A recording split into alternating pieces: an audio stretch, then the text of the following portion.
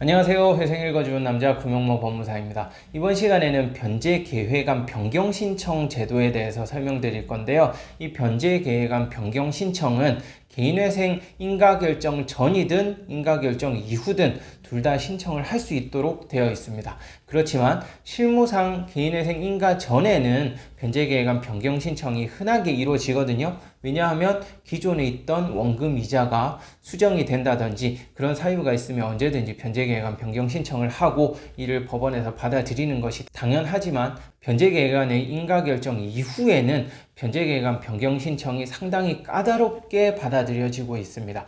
그래서 이번 시간에는 개인회생 인가결정이 받아들여진 이후에 변제금을 납부하다가 특별한 사정이 발생해서 인가 당시의 변제계획안을 수행할 수 없는 사정이 발생했을 때 변제계획안 변경 신청을 통해서 변제금을 줄일 수 있는지, 법원에서는 어떻게 진행을 하게 되는지 제가 최근 신청 사례를 들면서 설명을 드릴 테니까요. 이 영상 참고하시기 바랍니다.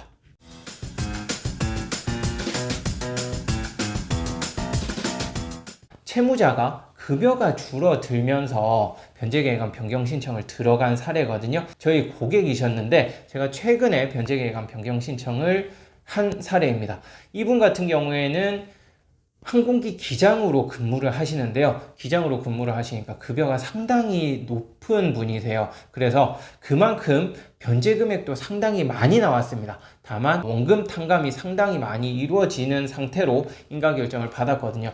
그렇지만 다들 아시겠지만 최근 코로나로 인해서 항공업계가 타격이 상당히 컸어요. 특히 대한항공 같은 경우에는 예상보다 크게 타격이 없다고 제가 들었는데, 아시아나항공 같은 경우에는 제 고객들 중에서도 항공 물류 쪽에 근무하시는 분도 계시고 아시아나에 근무하시는 분이 몇 분 계시거든요. 그래서 제가 아시아나에 대한 얘기를 여러 번 들었어요. 아시아나는 현재 상황이 상당히 안 좋다고 합니다. 회사도 최근에 매각이 되었죠.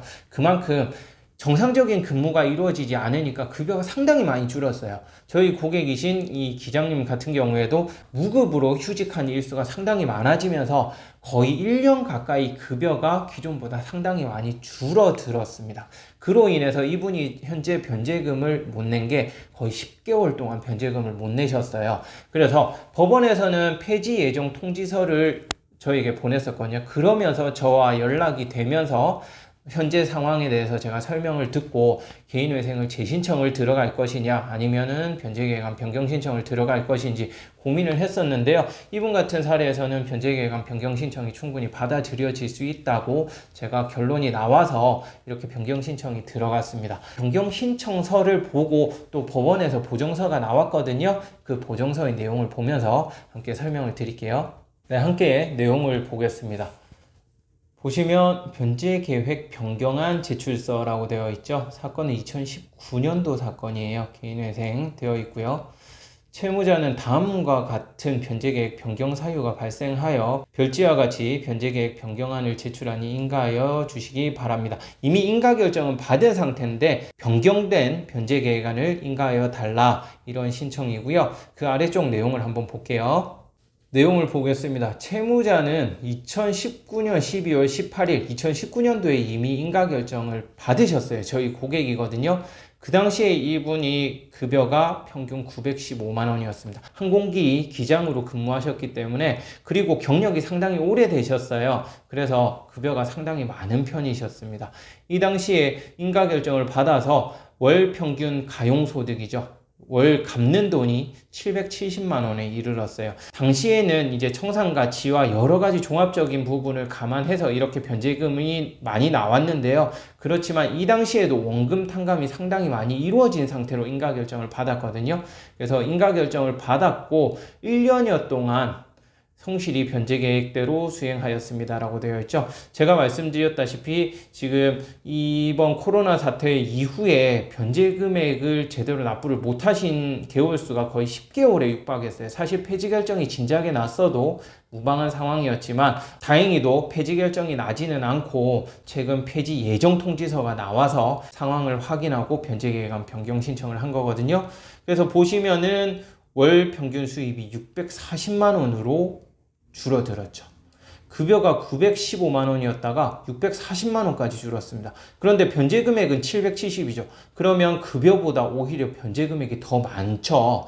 이러니까 변제금을 내고 싶어도 도저히 낼 수가 없는 상황이셨던 거예요. 그래서 이 코로나가 금방 끝날 줄 알았는데 예상보다 길어지면서 거기에다 회사 사정까지 어려워지면서 도저히 변제금을 납부할 수 없는 상태가 10개월 넘게 지속이 되었던 거죠.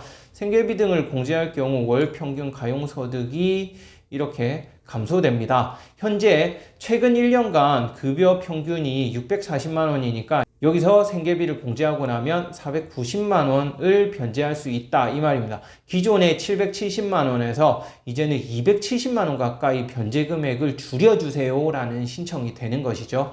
따라서 감소된 가용소득을 기초로 하여 새로 작성한 변제 계획안을 인가받고자 합니다. 이게 이제 변제계획안 변경 신청서 내용이고요. 그래서 이 변제계획안 변경 신청서는 이 신청서만 제출한다고 되는 것이 아니에요.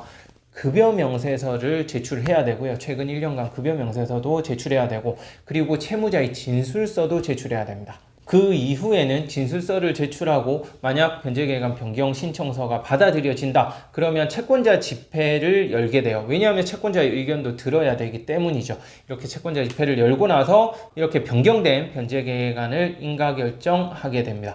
그러면 이번에는 법원에서 어떤 식의 보정이 한번 나왔는지 확인해 볼게요. 보정 내용인데요. 제가 이 변제계획안 변경 신청서를 제출하고 나서 법원에서 나온 보정이에요. 보정 공고되어 있죠. 인천지방법원이고 7일 이내에 보정하라 이 내용이고요. 그 아래쪽 내용을 보겠습니다. 별다른 내용은 없어요. 기타 사항, 조건부 인가 결정 내용이죠. 내용 보시면 변제 계획안의 수정 허가 신청 의무 등 해서 채무자는 수입이 증가된 경우 증가된 가용소득을 변제에 투입하는 변제 계획안 수정 허가 신청서와 수정된 수입 및 지출에 관한 목록을 함께 제출한다. 위 의무를 해태한 때에는 개인회생 절차가 폐지될 수 있다. 이 내용만 추가하라는 보정이 나온 거거든요.